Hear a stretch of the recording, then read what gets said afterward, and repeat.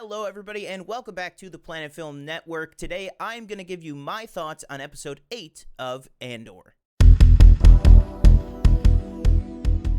All right, so, Episode 8 of Andor, I thought, again, was another incredible episode. I am just all the way through hooked with this show. Everything going on with Cassian, everything going on with Mon Mothma, with Bix, Luthen. We got some other characters popping up here, some that we knew were going to pop up, some that were a surprise, which I thought was very awesome. But yeah, also everything with DEDRA MEERO and kind of her and Cyril finally meeting, which we kind of figured was going to happen at some point. I really liked all of that.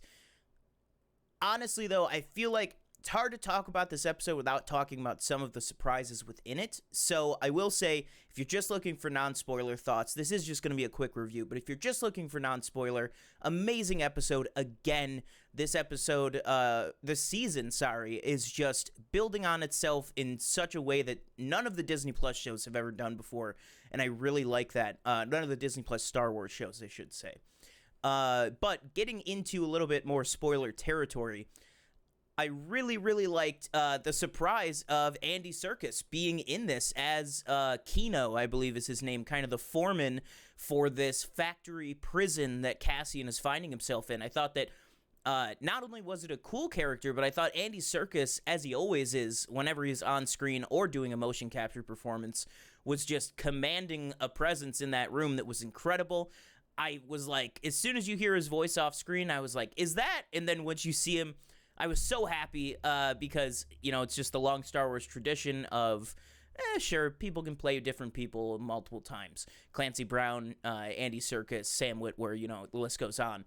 And then also Luthen going and finally meeting up with Saw. I'm curious to know if this is all we're going to get from Saw this season, if he's going to be more prevalent next season, or if this is just starting off a brand new arc and we're going to get Saw in a lot of these episodes going forward. So I think there's a lot of things that are set up in this episode that could potentially be the first seeds leading towards whatever this season 1 finale is. We also did get a little bit of a time jump with Cassian in prison, which I thought was interesting. But yeah, really loving this show so far. Everything with Mon Mothma. I feel like Perrin is slowly maybe noticing that she's maybe up to something, but maybe he's not smart enough, or maybe he just doesn't think she's smart enough to be an actual threat to the Empire. Like she said last week, you know, as long as people think she's just an annoyance, then, you know, nobody will know what she's really doing. I thought that speech was incredible. Genevieve O'Reilly just continues to be fantastic in this, as does Fiona Shaw as Marva. Her short scene, I thought, was very good this week. I'm a little concerned for her. We got a little tidbit that she was previously a president on Ferrix, which is awesome. Excited to find out more about her. But guys, for me, episode 8 of Andor was absolutely a huge win. I loved this episode a lot. But guys, let me know, what did you think of the episode down below in the comments?